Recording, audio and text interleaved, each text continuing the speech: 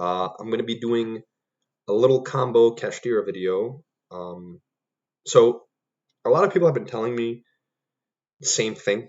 Yo, what do you end on? What's the combo? What do you like? I've been losing when I've been setting up the combo.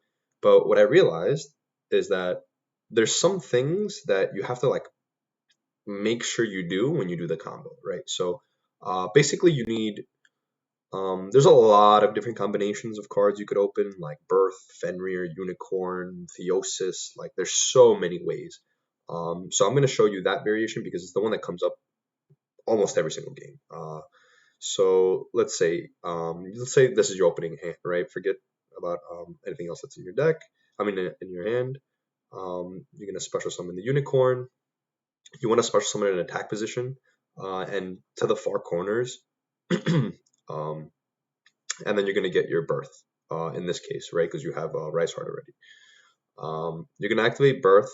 So these are like small things, but I feel like it's a bunch of little things within the combo that if you do, it helps. Like it adds up, you know? So my Birth, I tend to activate it like usually on the sides or definitely not in the middle zone. And there's a reason for that. Then for example, here we're going to special summon our Rise Heart, and we want to special summon our Rise Heart under the zone an extra monster is. This way you play around Anima. And okay, so the reason why you put Birth here is because if you do have Imperm, you want to set it in the middle, just because people tend to activate cards in the middle zone, and it could come up. It could come up like once or twice a tournament, right? So then you activate your Rise Heart. A little lag over here. You activate your Rise Heart, and you banish your Fenrir here. So you banish your Fenrir. You banish the top 3 from their deck. Then you use Birth. You special summon your Fenrir. You want to summon it in the middle. Definitely not in the side zones. And then you use your Fenrir. And then you get your Ogre.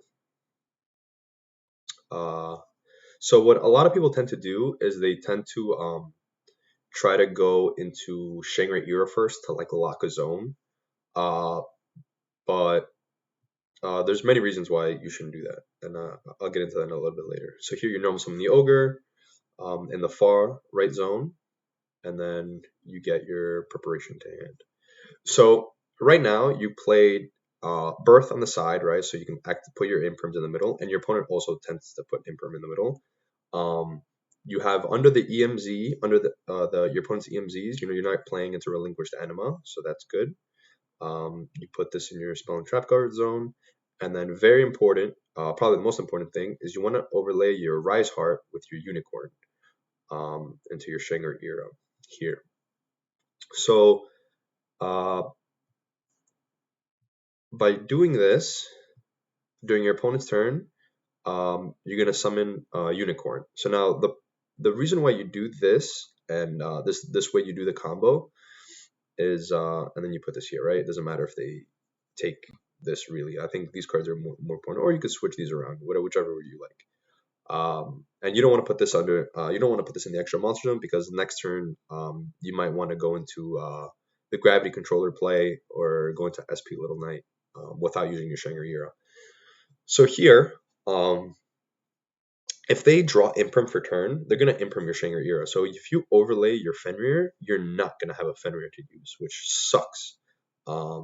That's really annoying. Another thing is you want to use your preparations in the draw phase, just in case they do some like quick effect or something. Just in the draw phase, just flip preparations. They already know you have it, so it doesn't matter.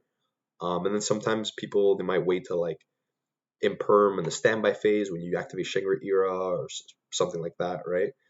Maybe they want to turn on their thrust or something. So then you could preparations rip a card from their hand. If they don't think about it, if they don't remember.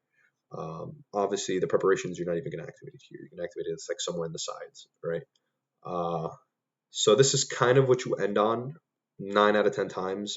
If you don't have the 1-card combo, if you have any of the 2 variation card combos, which is so many different cards you could open, this is what you end on. And then like realistically, your opponent needs to, you know, destroy Shangri Era, get rid of the Fenrir, get rid of the Unicorn. The Ogre doesn't really matter, but they need to get rid of these 2 cards.